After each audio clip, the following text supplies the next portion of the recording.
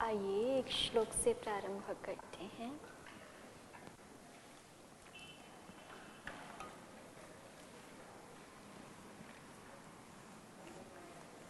एक एव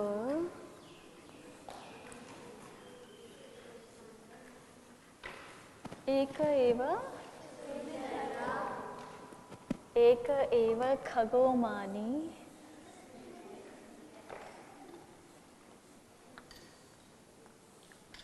एक एव खगो मानी वने वसति चातकः वने वसति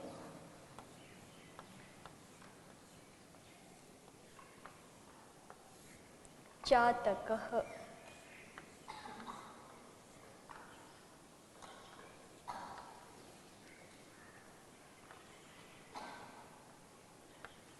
एक एव खगो मानी वने वसति चातकः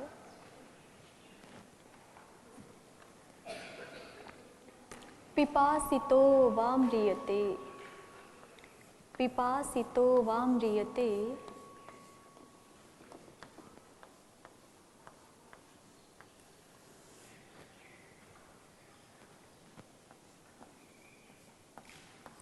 पिपासितो वाम्रियते याचते वा पुरंदरम याचते वा पुरंदरम।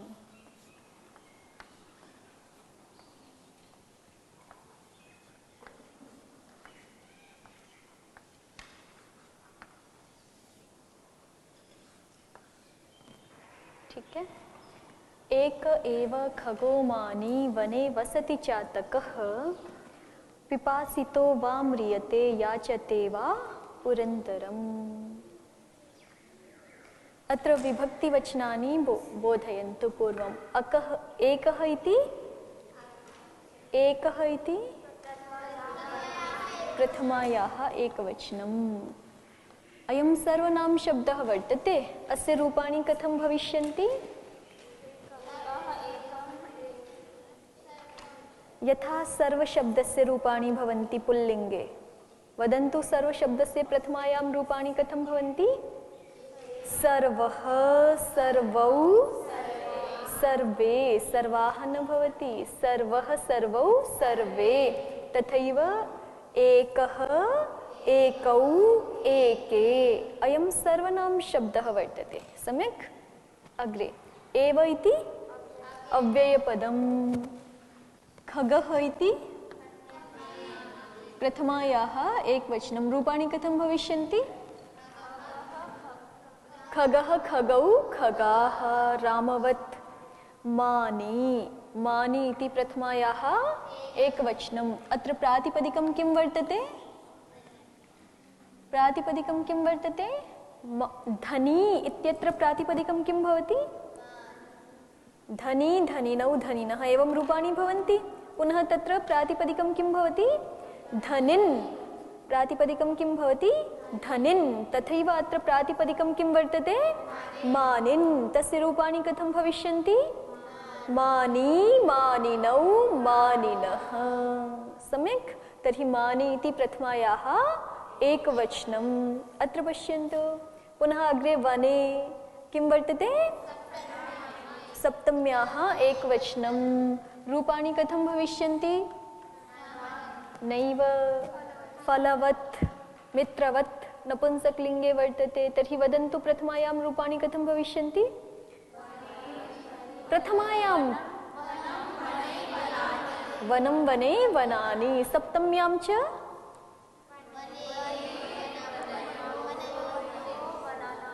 वने, वनयोः, वनेषु। वने, वनयोः, वनेषु। वसति इति क्रियापदम्। वसति इति किं वर्तते? क्रियापदम्। चातकः इति प्रथमायाः एकवचनं। कथं भविष्यन्ति रूपाणि? प्रज्ञे चातकशब्दस्य रूपाणि कथं भविष्यन्ति? रामवत्। चातकः चातकौ चातकाः, चातकः चातकौ चातकाः। पिपासितः प्रथमायाः एकवचनं कथं रूपाणि सन्ति? रामवत्। वा इति अव्ययपदं, म्रियते इति क्रियापदं, याचते इति क्रियापदं, वा अव्ययपदं। पुरन्दरं नैव, अत्र पुरन्दर इति प्रातिपदिकं वर्तते, तस्य रूपाणि रामवत् भवन्ति। तर्हि पुरन्दरम् इति कुत्रत्यं रूपं भविष्यति?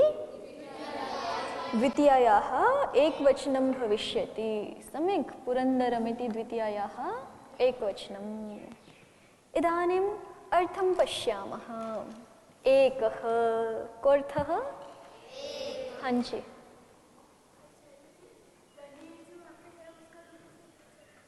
फल की तरह। फलम फले द्वितीया में भी बनता है और फले सप्तमी में भी बनता है ना, सप्तमी के एक वचन में। तो यहाँ पे सप्तमी का एक वचन है, वन में अर्थ है, अधिकरण है ये, ठीक है। चलिए, एकः एव, एक ही, खगः, खगः माने पक्षी। खगा माने पक्षी क्यों होता है दीक्षा जी, पता है? इधर देखो, खगा का अर्थ क्या होता है? पक्षी। क्यों बोलते हैं उसको पक्षी? खम गच्छति या खे गच्छति इति खगः। ख कहते हैं आकाश को, और वहाँ गमन करता है, आकाश में गमन करता है ना, तो खम गच्छति इति। गम के योग में द्वितीया विभक्ति होती है, पढ़ा है ना आपने, ग्रामम गच्छति, ठीक है। तो यहाँ वैसे सप्तमी भी हो जाएगी, एक विशेष जो है वो विधान भी है। तो खे गच्छति बोलो या खम गच्छति इति खगः। गम का ग सुनाई पड़ रहा है और ख माने आकाश, तो इसलिए पक्षी को क्या बोलते हैं? खगः, क्योंकि वो आकाश में विचरण करता है, ठीक है। खे गच्छति इति खगः। दीक्षा जी, खगः क्यों बोलते हैं खगः पक्षी को? खे गच्छति इति खगः, माने खगः माने क्या हो गया? पक्षी। और मानी, फिर अगला शब्द क्या है हमारा? मानी। मानी माने स्वाभिमानी, मान वाला। जैसे धनी माने धन वाला, वैसे ही मानी माने मान वाला, स्वाभिमान वाला। तो कह रहे एक एव खगो मानी, एक ही पक्षी जो है वो स्वाभिमानी है। कौन? वने वसति, वन में रहने वाला है। वने वसति, वन में रहता है। कौन है वो? चातकः। यूँ तो वन में रहने वाले पक्षी बहुत सारे हैं, लेकिन कह रहे हैं वन में रहने वाले जो अनेक पक्षी हैं उनमें से एक चातक ही है जो अत्यंत स्वाभिमानी है। क्या स्वाभिमान है उसका? कह रहे हैं पिपासितो वाम्रियते। पिपासितः माने, दीक्षा जी इधर देखो, पिपासितः माने प्यासा, वा या तो म्रियते मर जाता है, या तो वो प्यासा ही मर जाता है, ठीक है। या तो प्यासा मर जाता है, याचते वा पुरंदरम, या फिर अथवा मांगता है तो किससे मांगता है? केवल इंद्र से मांगता है। याचते माने मांगता है, किससे मांगता है? पुरंदरम, केवल इंद्र से ही मांगता है, इंद्र को ही याचना करता है, ठीक है। पुरंदर इंद्र का नाम है। आपने एक सूत्र भी याद किया होगा ना, पूहु सर्वयोर दारी सहोह, सूत्र याद किया है ना आपने। तो इससे बनता है पुरम दारयति इति पुरंदरम। इसमें ये जो पूहु है ये इसी का पुरम शब्द है और दारी धातु का दरम बना हुआ है। तो पुरम दारयति इति पुरंदरः, जो पुर को, पुर कहते हैं नगरी को, जो शत्रुओं की नगरियों का विनाश करने वाला है, दारण करने वाला, विदारण करने वाला है, वो कौन हो गया? पुरंदर। हाँ जी, अभी बताते हैं। याचते, देखिए, पिपासितो वाम्रियते, चातक के लिए कह रहे हैं। चातक पक्षी कैसा होता है? या तो वा माने अथवा, या तो वो पिपासितः म्रियते। दीक्षा जी इधर देखो, दीक्षे अत्र पश्यतु, पिपासितो वा म्रियते, या तो वो प्यासा मर जाता है, म्रियते मर जाता है, वा अथवा पुरंदरम याचते, किससे याचना करता है? इंद्र से ही याचना करता है। ठीक है, आपने चातक के बारे में सुना है ना कि चातक पक्षी जो होता है वो ऐसे सामान्य जल नहीं पीता है कि कहीं किसी तालाब का जल, कहीं किसी सरोवर में इकट्ठा हुआ या नदी का जल नहीं पीता है। पता है आपको? चातक पक्षी जो है वो एक विशेष नक्षत्र में जब वर्षा होती है ना, स्वाति नक्षत्र में, तभी जो है ऐसे ऊपर की तरफ मुंह करके अपनी चोंच में पानी पीता है, भूमि पे गिरे हुए पानी को नहीं पीता वो। ऐसा उसका व्रत है, ऐसा उसका स्वभाव है। ठीक है, और वो अपने व्रत में निष्ठ ही रहता है, मर भले ही जाए लेकिन जो है वो भूमि वाला पानी नहीं पीता, किसी नदी नाले का पानी नहीं पीता, तालाब का पानी नहीं पीता। ठीक है, जब उसको प्यास लगती है तो फिर वो इंद्र को ही पुकारता है।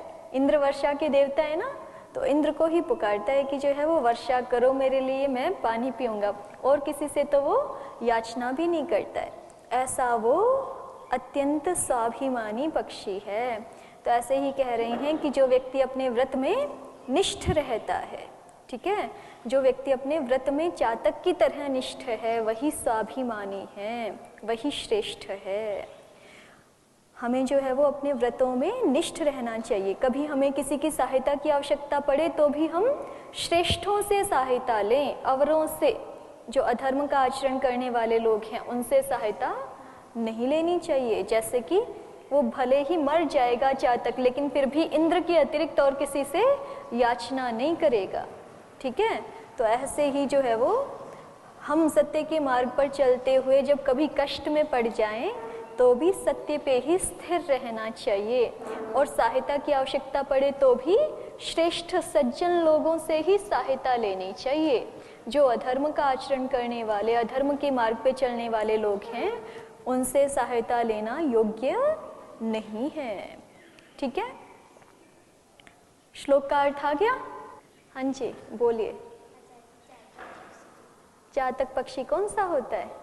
तो वो तो आपको पुस्तक में दिखाना पड़ेगा कहीं पे। ठीक है, एक पक्षी है, जैसे और सारे पक्षी होते हैं वैसे ही चातक भी एक पक्षी है। चलिए,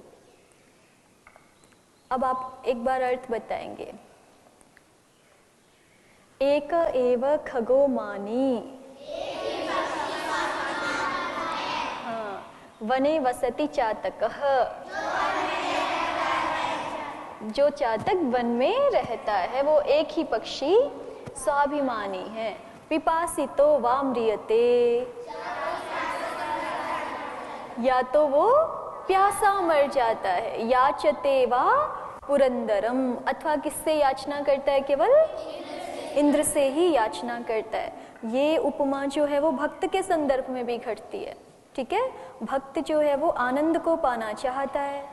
ठीक है, तो उसके जब वो ईश्वर के आनंद को पाना चाहता है तो उसके सामने और बहुत सारे प्रलोभन आते हैं, आकर्षण आते हैं पहले, कि संसार के किसी आनंद को, खाने पीने के आनंद को, घूमने फिरने के आनंद को, बहुत सारे आकर्षण आते हैं उसके सामने। लेकिन वो कैसा अगर है, अगर वो चातक की तरह है, वो ईश्वर के आनंद को छोड़ करके और किसी की कामना नहीं रखता है और कोई तृष्णा नहीं रखता है, तभी उसको ईश्वर का आनंद प्राप्त होता है। ठीक है, जैसे चातक की भक्ति अव्यभिचारिणी है ना, चातक की जो भक्ति है जल के प्रति, स्वाति नक्षत्र के जल के प्रति, वो अव्यभिचारिणी है, उसमें कोई व्यवधान नहीं आ सकता, उसको और कोई बाधित नहीं कर सकता। ऐसे ही जिस भक्त की भक्ति अव्यभिचारिणी भक्ति होती है, उसी को ईश्वर का आनंद प्राप्त होता है। जो व्यक्ति सांसारिक सुखों में आनंद प्राप्त करके, सुख प्राप्त करके, खुशी प्राप्त करके तृप्त हो जाता है, उसको भगवान का आनंद मिल सकता है भला? नहीं मिल सकता ना। जैसे कोई छोटा बच्चा होता है ना, और वो रो रहा हो तो माँ पहले उसको क्या कर देती है? पहले उसको कोई खिलौना पकड़ा देती है, तो फिर वो उनसे खेलने लग जाता है। तो फिर माँ गोदी में उठाती है उसको? उठाती है? फिर नहीं उठाती, क्योंकि वो तो उसमें मस्त हो गया खिलौनों में। फिर थोड़ी देर में फिर रोता है, फिर उसको कोई खाने की चीज़ दे देती है, फिर वो खाने लग जाता है, फिर उठाती है? नहीं उठाती। पर जब वो अंततः जब उसको और किसी भी चीज़ से तृप्ति नहीं होती ना, तभी माँ उसको गोद में लेती है। ऐसे ही जो है वो, अगर हम किन्हीं किन्हीं सांसारिक सुखों में तृप्त हो रहे हैं तो फिर भगवान जी हमारी तरफ क्यों ध्यान देंगे? हम तो उन सुखों में तृप्त है ना। तो जब हमें और कहीं भी तृप्ति ना मिले, जब हमें और कहीं भी शांति ना मिल सके, तब जो है वो भगवान का सानिध्य प्राप्त होता है। ठीक है। और ये कैसे होगा कि हमें और कहीं तृप्ति ना मिले, सुख ना मिले, शांति ना मिले? ये उन वस्तुओं के ठीक ठीक स्वरूप को समझने से होगा। क्योंकि संसार का कोई भी सुख ऐसा नहीं है जिसमें मनुष्य को पूर्णतः तृप्त करने का सामर्थ्य हो। ये हम देखते ही हैं, कितना ही अच्छे से अच्छा जो है वो भोजन कर लें, कितने ही अच्छे से अच्छे वस्त्र हों, कितने ही अच्छे से अच्छे यान हों, जो लोग संसार में बहुत ज़्यादा धन ऐश्वर्य से युक्त होते हैं, वो भी पूर्णतः तृप्त नहीं होते हैं। तो जब वो नहीं हो सकते, चक्रवर्ती सम्राट भी जो है वो, उनकी भी सारी इच्छाएं पूरी नहीं होती, वो भी सांसारिक सुखों से तृप्त नहीं हो पाते। तो हम कहाँ से हो सकते हैं सांसारिक सुखों से तृप्त? ऐसे उनके ठीक ठीक स्वरूप को देख करके जो ईश्वर की तरफ प्रवृत्त होता है, उसी को ईश्वर का आनंद मिलता है। अगर अन्य चीज़ों में तृप्त रहेंगे तो फिर ईश्वर को नहीं पा सकते। ठीक है, चलिए। तो इसलिए भक्त की भक्ति कैसी होनी चाहिए? चातक के जैसी होनी चाहिए। एक एव खगो मानी, वने वसति चातकः, पिपासितो वाम्रियते, याचते वा पुरंदरम। एक एव खगो मानी, वने वसति चातकः, पिपासितो वाम्रियते, याचते वा पुरंदरम। बोलिए।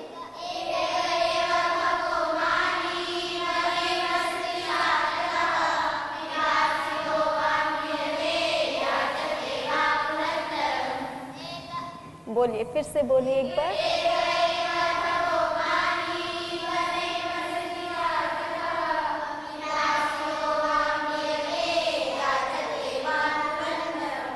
ठीक है, हम दिव्यति की सिद्धि कर रहे हैं ना। क्या सिद्धि कर रहे हैं हम? दिव्यति की सिद्धि कर रहे हैं। और दिव्यति में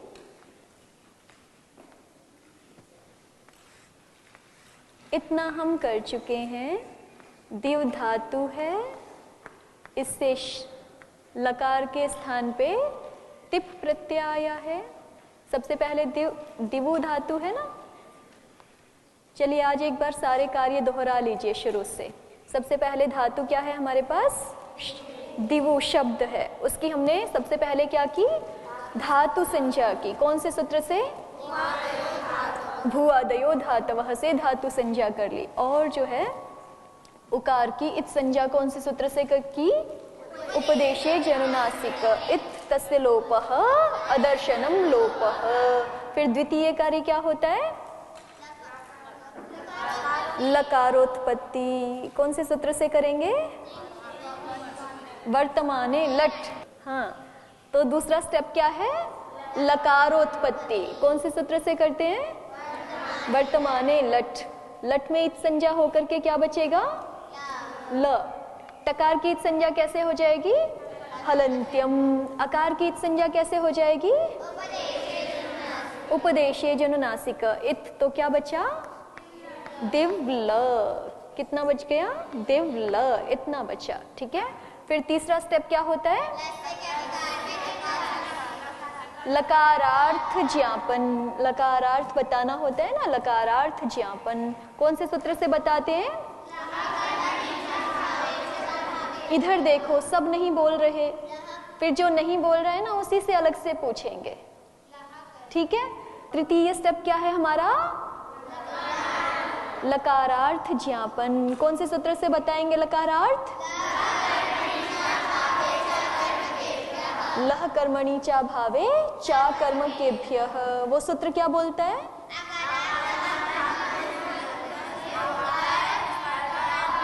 दामिन जी बताएंगे, उठिए जल्दी से।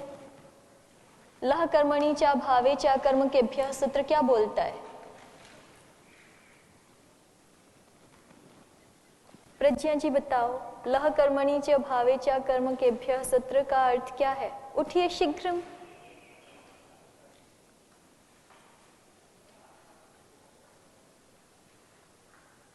और अमन जी बताएंगे।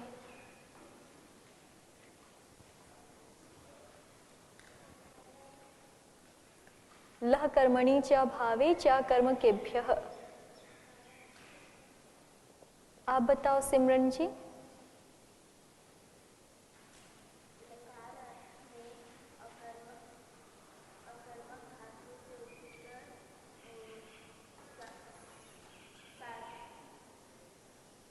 आप बोलो ज्योति जी।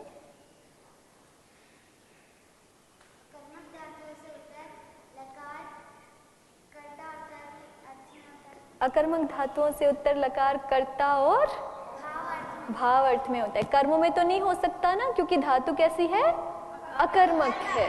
ठीक है, तो कर्म में नहीं हो सकता, कर्ता और भाव में होता है। और कर्ता और कर्म अर्थ में होता है। अब बोलो दामिन जी क्या अर्थ हुआ? बैठो आप।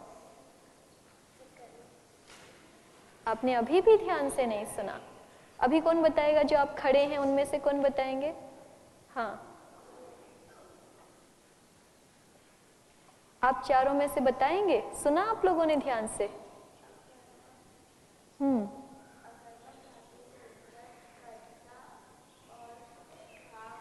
अर्थ में लकार होता है।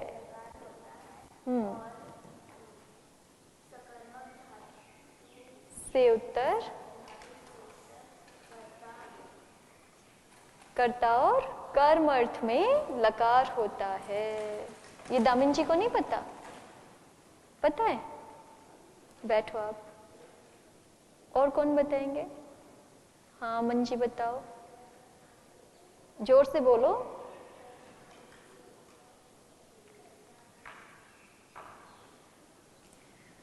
बैठो, सभी बैठो।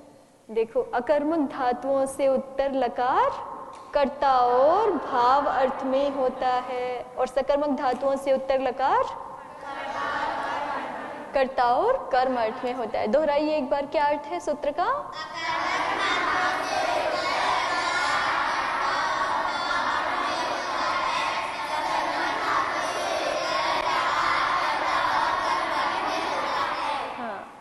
प्रज्ञा जी आप विदेशी हो, समझ नहीं आ रहा?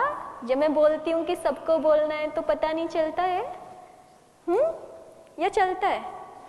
चलता है तो बोलना चाहिए ना। ऐसे अन्यमनस्क होकर के नहीं बैठते हैं क्लास में। इधर देखो, तो ये देव धातु है। ये कैसी है? ये कैसी है? सकर्मक या अकर्मक? कुछ अर्थों में सकर्मक और कुछ अर्थों में अकर्मक। तो इससे लकार जो है वो कर्ता, कर्म और भाव सभी में आ सकता है। जिन अर्थों में अकर्मक होगी तो वहां पे लकार कर्ता और भाव अर्थ में आ सकता है। जिन अर्थों में सकर्मक धातु है वहां लकार कर्ता और कर्म अर्थ में आ सकता है। तो अभी हमें किस अर्थ में लेके आना है? कर्ता अर्थ में। तो हम लकार यहाँ किस अर्थ में ले आए? कर्ता अर्थ में ले आए। फिर चौथा स्टेप क्या हो गया?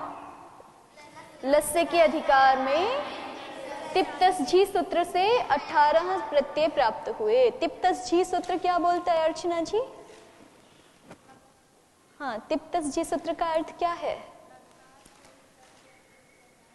एक मिनट फिर से बोलिए। लकार, हाँ, धातु से उत्तर, धातु से उत्तर लकार के स्थान में तिप्तस्थी प्रत्यय होते हैं। ठीक है, तो 18 प्रत्यय प्राप्त हो गए। फिर पांचवें स्टेप में क्या करें? आत्मनेपद परस्मयी पद संज्ञा कर देंगे। ठीक है, परस्मयी पद संज्ञा करने वाला सूत्र कौन सा है रत्ना जी? परस्मैपद पद संज्ञा करने वाला सूत्र कौन सा होता है? रिमझिम जी आप बताओ। लह परस्मैपदम पदम, क्या अर्थ है उसका? क्या अर्थ है अंशिका जी लह परस्मैपदम पदम का? हाँ निशा जी बताओ। हाँ, ल के स्थान में जो आदेश होते हैं वो परस्मैपद पद संज्ञक होते हैं। तो ल के स्थान में 18 आदेश प्राप्त हुए ना तिप्तस जी, इन सब की क्या संज्ञा पाई? परस्मैपद पद संज्ञा पाई। ठीक है, लेकिन लह परस्मैपद पद का बाधक सूत्र कौन हो जाता है? तंगाना वात्मनेपदम। उसने क्या बोला? तंग और आन की आत्मनेपद संज्ञा होती है। ये तिंग पाए थे, लेकिन इन तिंग में से ये शुरू वाले नो की क्या संज्ञा हो गई? परस्मैपदम। और बाद वाले नो की क्या हो गई? आत्मनेपदम। कौन से सूत्र से? तंगाना वात्मनेपदम। ठीक है, ये 5वां स्टेप हो गया। फिर छठा स्टेप क्या होता है? आत्मनेपद परस्मैपद का नियम करते हैं। तो यहाँ नियम करने के लिए कौन सा सूत्र लगता है? शेषात् कर्तरि परस्मैपदम का अर्थ क्या है गंगांजलि जी? हाँ, कर्ता अर्थ में परस्मैपद प्रत्यय ही होते हैं। शेषात् कर्तरि परस्मैपदम, शेष धातुओं से उत्तर कर्ता अर्थ में परस्मैपद प्रत्यय ही होते हैं। कौन से नहीं होते? आत्मनेपद प्रत्यय नहीं होते। ल के स्थान में 18 प्राप्त हो रहे हैं ना, जिनमें से 9 की परस्मैपद संज्ञा है और 9 की आत्मनेपद संज्ञा है। लेकिन अभी शेषात् कर्तरि परस्मैपदम ने क्या बोल दिया? शेष धातु से कर्ता अर्थ में, ये कर्ता अर्थ में आया है ना, तो कर्ता अर्थ में केवल कौन से प्रत्यय हो सकते हैं? परस्मैपद हो सकते हैं। कौन से नहीं हो सकते? तो इसको आगे जाने की अनुमति नहीं मिली, केवल इसी को आगे जाने की अनुमति मिली। ठीक है, परस्मैपद नियम करते ही केवल 9 परस्मैपद प्रत्यय ही प्राप्त होंगे। बाद वाले जो तंग प्रत्यय हैं ता आताम झ, वो अब नहीं हो सकते। ठीक है, तो 18 में से कितने रह गए? 9 रह गए। बैठिए, आगे 7वें स्टेप में क्या करते हैं? फिर हम पुरुष संज्ञा कर लेंगे। इन 9 प्रत्ययों की, ये जो परस्मैपद 9 प्राप्त हो रहे हैं, इनकी क्या करेंगे हम? पुरुष संज्ञा। कौन से सूत्र से करते हैं पुरुष संज्ञा? तिंगस् त्रीणि त्रीणि प्रथम मध्यमोत्तमाः। आरती जी क्या अर्थ है? और उत्तम पुरुष संज्ञा होती है। तिंगः त्रीणि त्रीणि प्रथम मध्यमोत्तमाः। तिंग के जो 3 हैं, अब ये यहाँ पे 9 प्रत्यय जो हैं उसमें 3 का जोड़ा बनाएंगे। तिप तस झी सिप थस थ मिब वस मस, और उनकी क्रमशः तिप तस झी की क्या संज्ञा हो जाएगी? प्रथम पुरुष। और सिप थस थ की क्या हो जाएगी? मध्यम पुरुष संज्ञा। और मिब वस मस की क्या होगी? उत्तम पुरुष संज्ञा। तो परस्मैपद के जो 9 प्रत्यय प्राप्त हुए, उनके 3 की हमने क्रमशः क्या कर दी है? प्रथम पुरुष, मध्यम पुरुष और उत्तम पुरुष संज्ञा कर दी। ठीक है, अब 8वें स्टेप से क्या करेंगे हम? पुरुष नियम कर लेंगे। 8वें स्टेप से क्या करेंगे? पुरुष नियम। पुरुष नियम कौन से सूत्र से होता है? शेषे प्रथमः। यहाँ पर दिव्यति के लिए शेषे प्रथमः। शेषे प्रथमः क्या बोलता है रुक्मिणी जी? बैठे बैठे बता दीजिए। हाँ, शेष उपपद होने पर धातु से प्रथम पुरुष ही होता है। प्रथम पुरुष वाले प्रत्यय ही हो सकते हैं। प्रथम पुरुष जिनका नाम है वही प्रत्यय हो सकते हैं। कौन नहीं हो सकते? मध्यम पुरुष और उत्तम पुरुष नहीं हो सकते। तो इन 9 में से प्रथम पुरुष नाम तो केवल कितने का है? 3 का, तिप्तस झी का, तो वही प्राप्त हो गए। ठीक है, फिर 9वां स्टेप क्या किया हमने? वचन संज्ञा। कौन से सूत्र से? तान्येक वचन, द्विवचन, बहुवचन, नान्येकशः।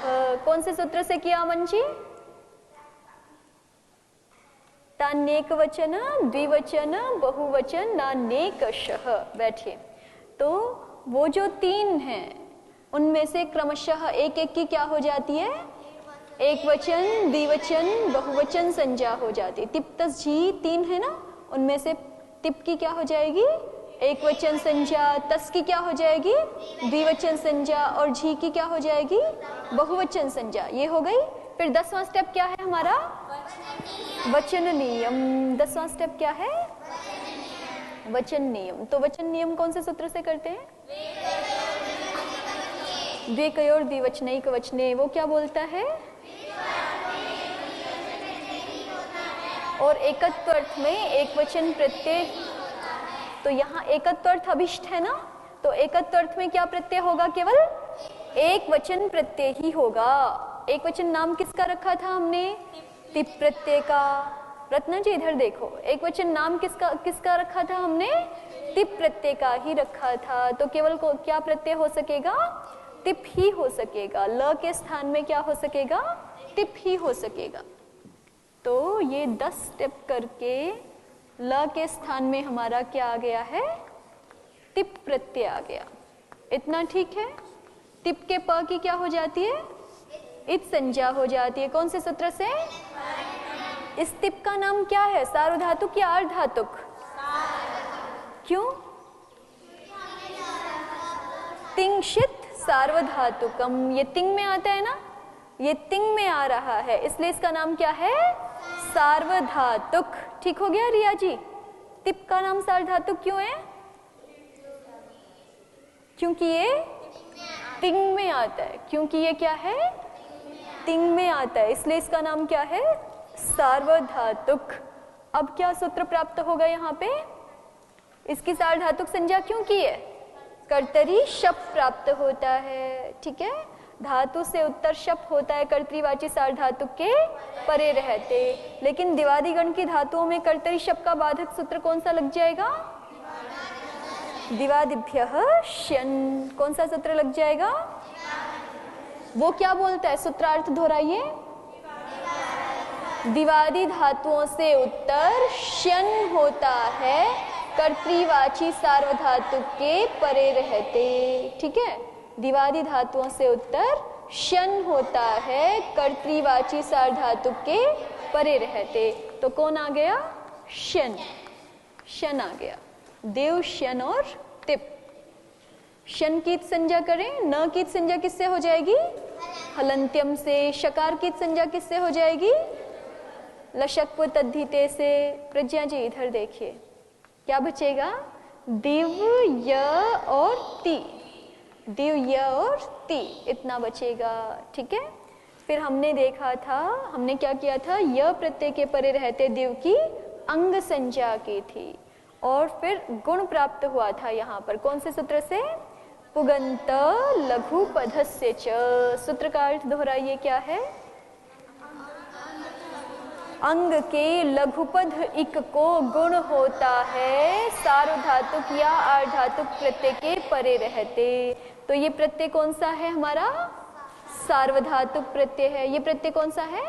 सार्वधातुक प्रत्यय है। इसके परे रहते अंग का लघुपद इक कौन है? ई। अंग का लघुपद इक कौन है? ई। इसको गुण प्राप्त हुआ तो हो जाएगा क्या? नहीं होगा। क्यों नहीं होगा? कौन मना कर रहा है? प्राप्त तो है ना, सार्वधातुक प्रत्यय है, उसके परे रहते अंग का लघुपद इक है। पुगंत लघु पदस्य को कार्य करने के लिए दो ही तो चीजें चाहिए थी। एक तो परे जो प्रत्यय है वो सार्वधातुक या अर्धधातुक होना चाहिए, एक उपधा में जो वर्ण है वो लघु इक होना चाहिए। इतना ही तो चाहिए था। तो दोनों शर्तें घट रही है ना, तो पुगंत लघु पदस्य च लगना चाहिए। क्यों नहीं लग पाएगा? फिर सूत्र लिखा तो है आपने, किंगिति च। क्या सूत्र है? किंगिति च का अर्थ क्या होता है? गित, कित या गित के कारण से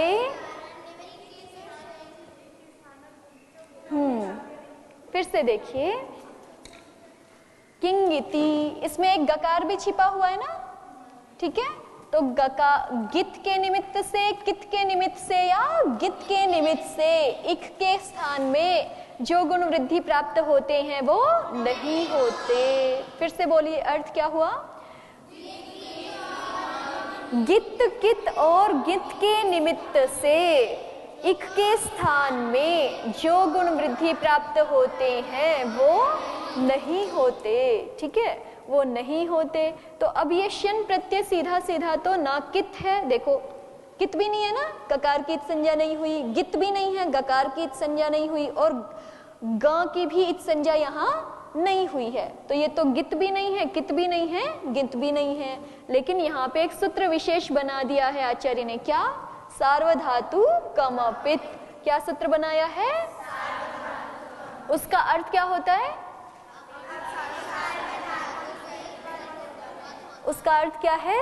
अपित सार्वधातु गितवत होता है। निधि जी, मोनू जी सीधे बैठो, इधर देखो। अपित सार्वधातु गितवत होता है।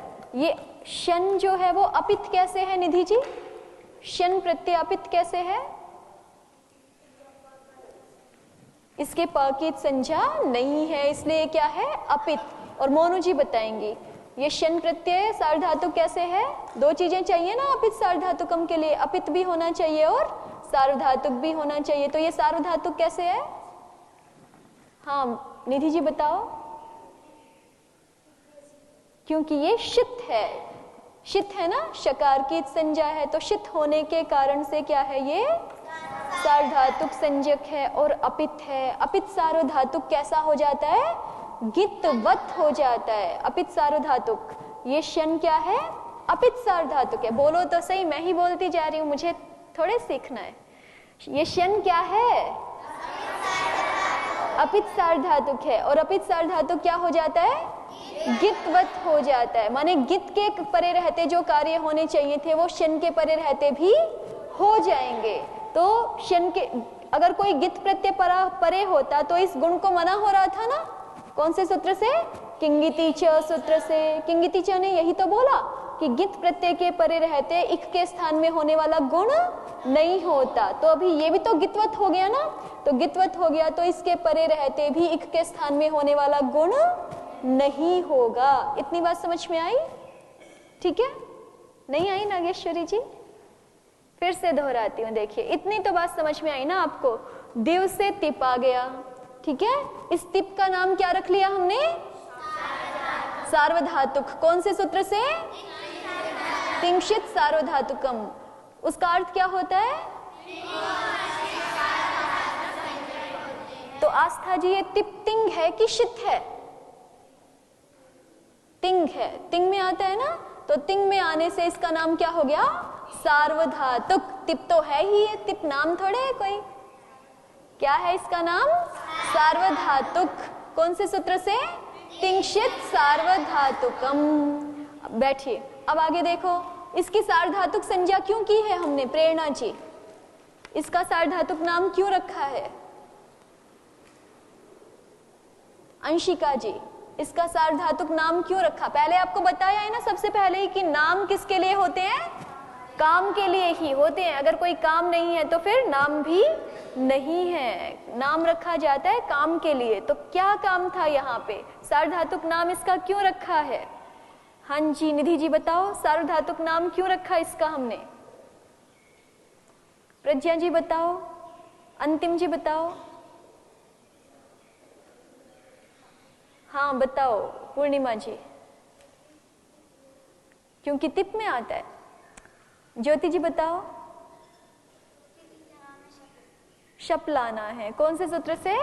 कर्तरी शप से। और कर्तरी शप की शर्त क्या है? धातु से शप प्रत्यय तभी होगा जब परे क्या हो? कर्तृवाची सार्वधातुक। तो कर्तृवाची है ये तिप, ये तो हमें पता है। कैसे पता है? क्योंकि ये लकार के स्थान में आया। हाँ निधि जी, क्यों है ये तिप कर्तार्थ में?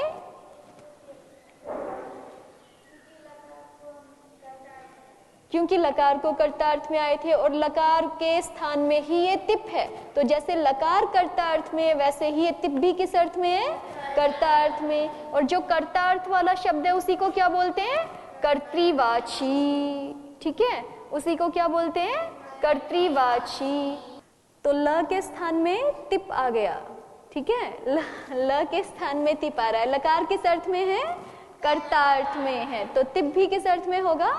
कर्तार्थ में। तो कर्तार्थ में है ये तो हमें पहले से ही पता है, लेकिन सार्वधातुक संज्ञा इसकी पहले से नहीं थी, तो कौन से सूत्र से कर दी?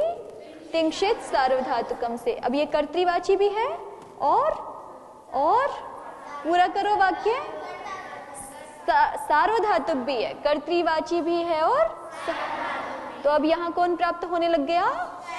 शप, कर्तरी शप, धातु से उत्तर शप होता है कर्तृवाची सार्वधातुक के परे रहते। लेकिन कर्तरी शप का बाधक सूत्र कौन आ गया यहाँ पर? दिवादिभ्यः शन। वो क्या बोलता है? दिवादी गण की धातुओं से उत्तर शन प्रत्यय होता है कर्तृवाची सार्वधातुक के। तो दिवादिभ्य शन को भी इस तिप की सार्वधातुक संज्ञा चाहिए ना, ठीक है?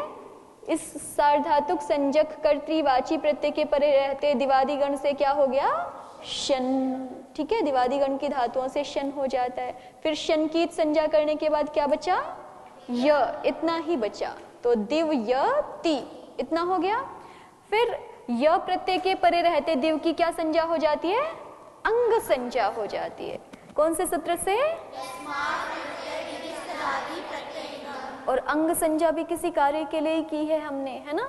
तो कार्य कौन सा प्राप्त हो रहा है?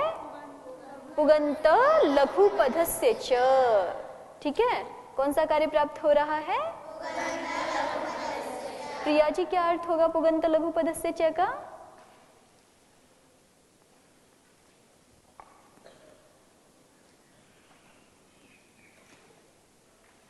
आप बताओ रिया जी, पुगंत लघु पदस्य च का अर्थ क्या होता है?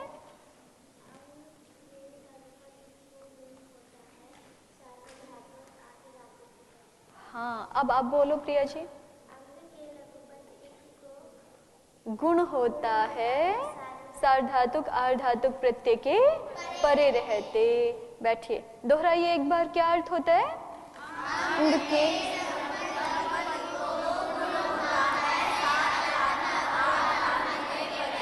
अंग के लघुपद इक को गुण होता है। ये अंग का लघुपद इक है, इसको क्या हो जाएगा? गुण हो जाएगा। किसके परे रहते? सार्वधातुक आर्धातुक प्रत्यय के परे रहते। तो गुण पा रहा है ना, ये सार्वधातुक प्रत्यय है, ये अंग का लघुपद इक है। उपधा संज्ञा करने वाला सूत्र कौन सा है दामिनी जी? अष्टाध्यायी में उपधा संज्ञा करने वाला सूत्र कौन सा है? आपने याद भी किया हुआ है, प्रथम पाद में ही है ना? समृद्धि जी आप बताओ, उपधा संज्ञा करने वाला सूत्र कौन सा है? ये तो सबसे पूछा था ना, आपके नाम की उपधा क्या है? सिमरन जी बताएंगे, उपधा संज्ञा करने वाला सूत्र कौन सा है? अलुन्त्यस्य। आप बताओ श्रद्धा जी। हाँ, अलोन्त्यात् पूर्व उपधा, क्या अर्थ है? यही बताएंगे दामिन जी। अलोन्त्यात् पूर्व उपधा क्या अर्थ है? प्रज्ञा जी बताएंगे सबसे पीछे। अलोन्त्यात् पूर्व उपधा क्या अर्थ है?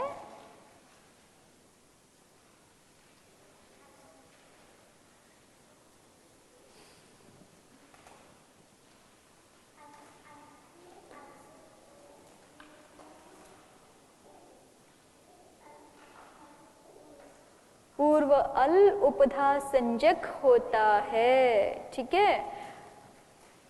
क्या अर्थ है? दोहराइए। अंतिम अल से,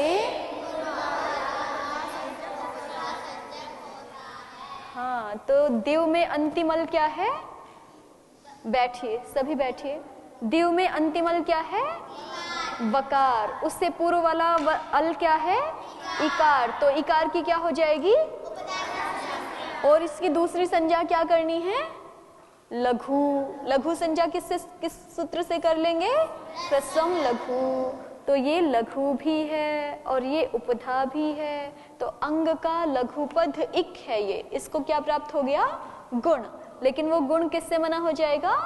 किंगिति च सूत्र से। क्यों मना हो जाएगा? क्योंकि ये जो सार्वधातुक प्रत्यय है ये कैसा है? अपित है, और अपित सार्वधातुक क्या हो जाता है? गिंतवत हो जाता है। सार्वधातुकम अपित, ठीक है? अपित सार्वधातुक गित्वत होता है, तो इसके गित्वत होने के कारण कौन सा सूत्र गुण का निषेध कर देगा? किंगिति च। क्या बोलता है किंगिति च? गित, कित और गित प्रत्यय के कारण से इक के स्थान में जो गुण वृद्धि प्राप्त हो रहे होते हैं वो नहीं होते। तो ये कौन सा है? गित है, कित है या गित है? ये कैसा प्रत्यय है? गित्वत है। कौन से सूत्र से? सार्वधातु कमपित सूत्र से। ठीक है, सार्वधातु कमपित से ये गित्वत है, इसलिए यहाँ क्या नहीं होगा?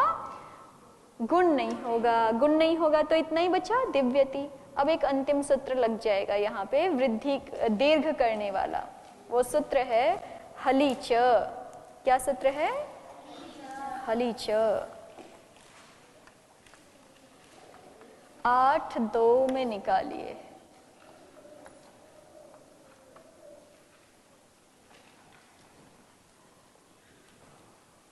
अष्टध्यायी देखिए।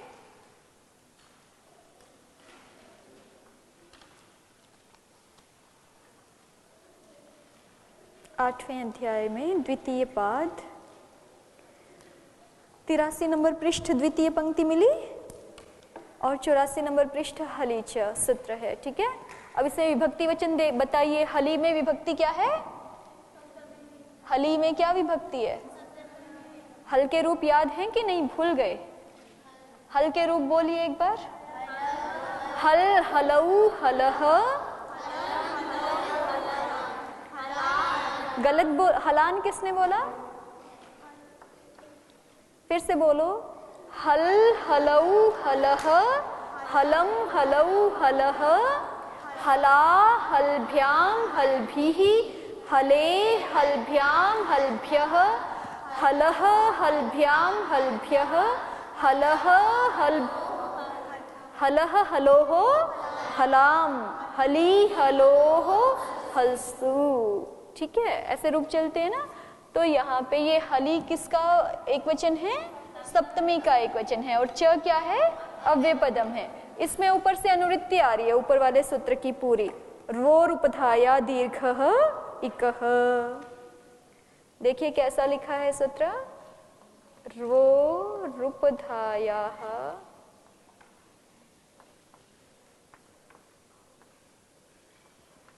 इसको मैं ऊपर लिख देती हूँ फिर से।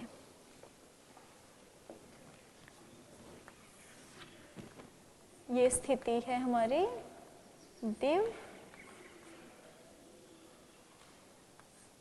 शन और तिप। यहाँ पे सूत्र प्राप्त हो रहा है हलीच। हली सप्तम्याः एकवचनम वर्तते, च अव्यपदम वर्तते। पूर्व सूत्रतः कस्य अनुवृत्तिर्वर्तते? संपूर्णस्यैव सूत्रस्य। र्वोरुपधायाः, र्वोः,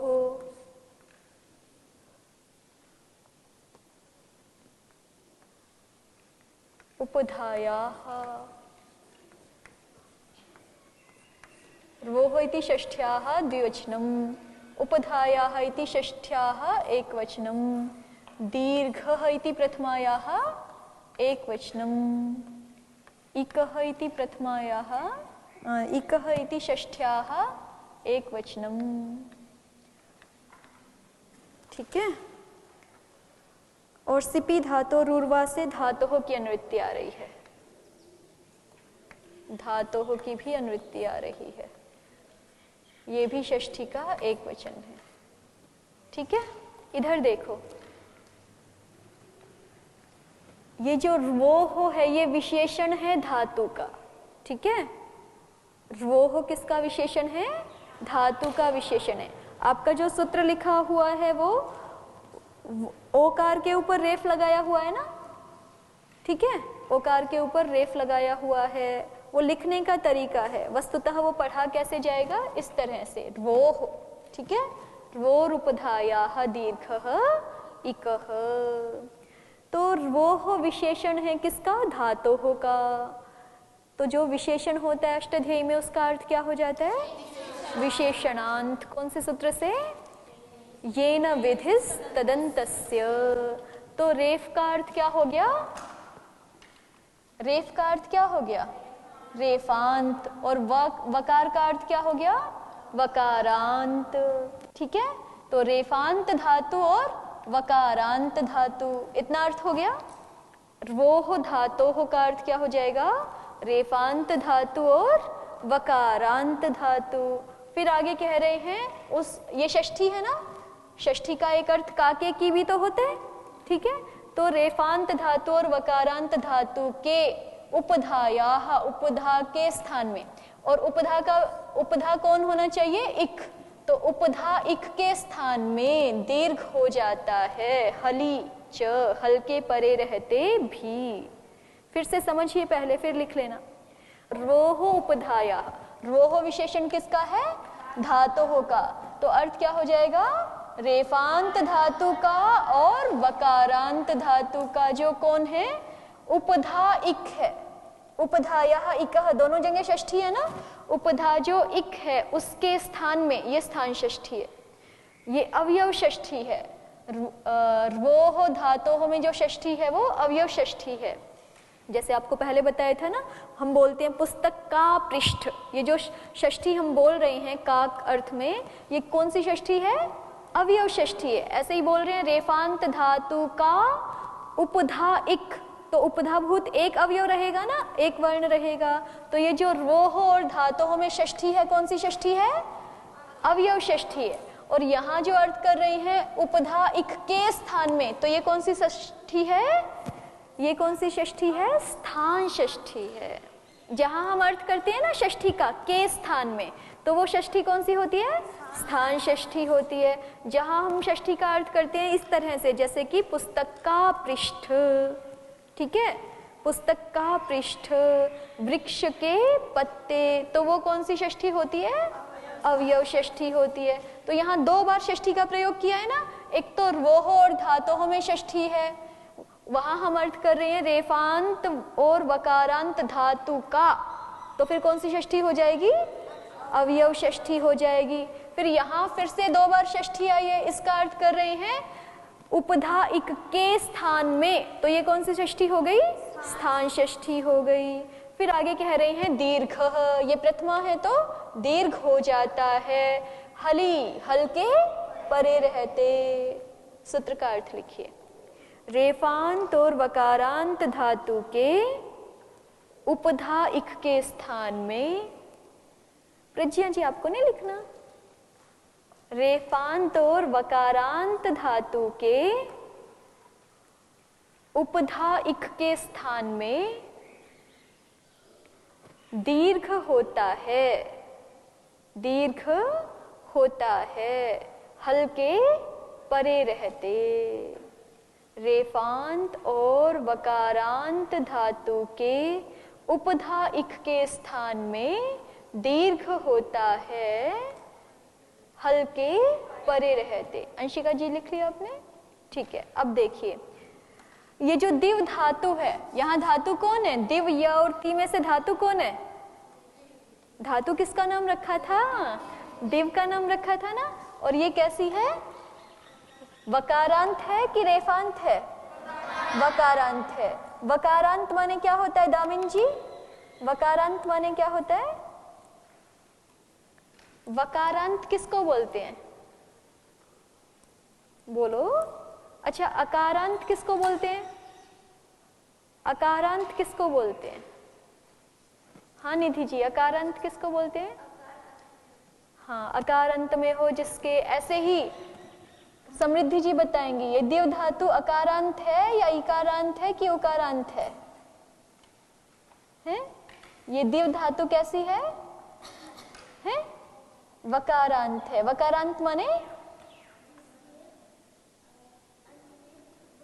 हाँ, जिसके अंत में वकार है, वकार है अंत में जिसके, वो कौन हो गया?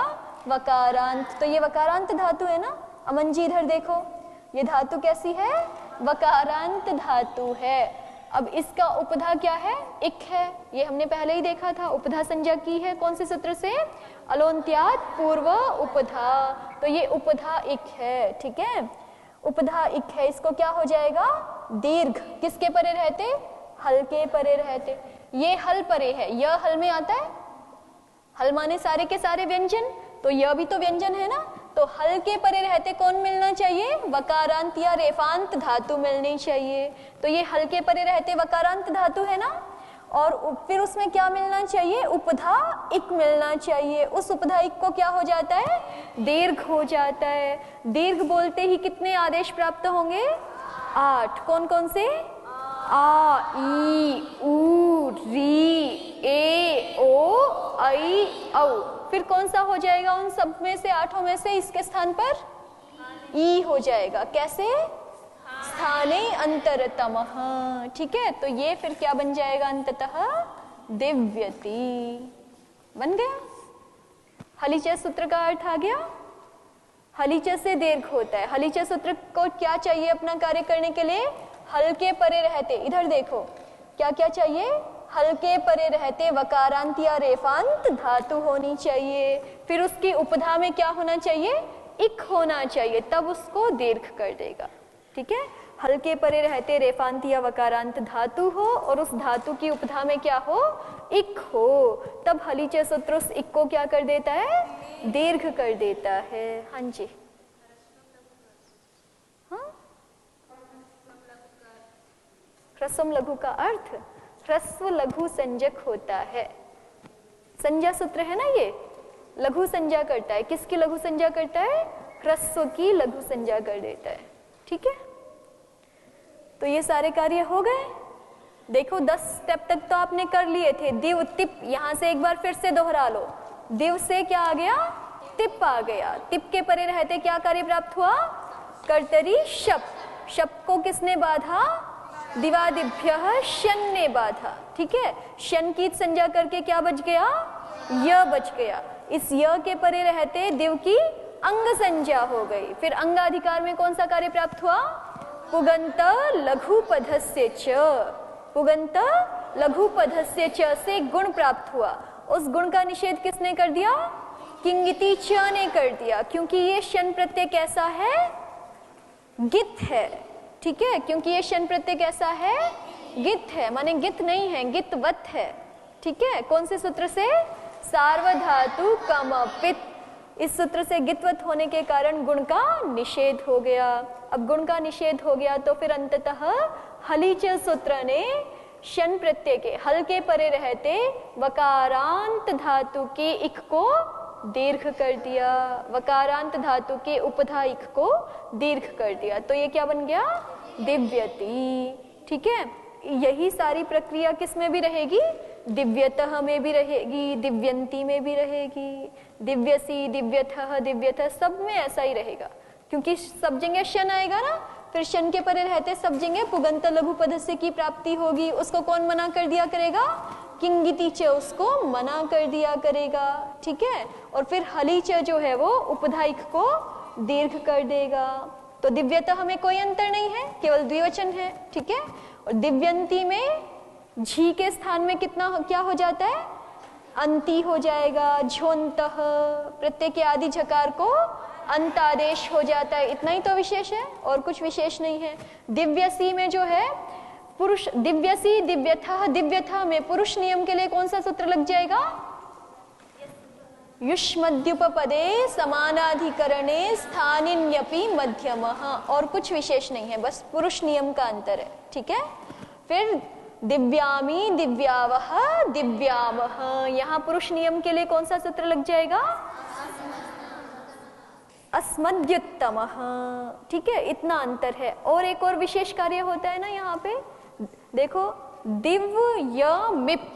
ठीक है, दिव्यमिप ऐसा रहेगा। गुण प्राप्त हुआ, उसको मना हो गया, फिर हलीच से दीर्घ भी हो गया, तो भी तो दिव्यमी बनने लग जाएगा ना। दीर्घ किससे करते हैं? दिव्यामी, दिव्यावह, दिव्यामः।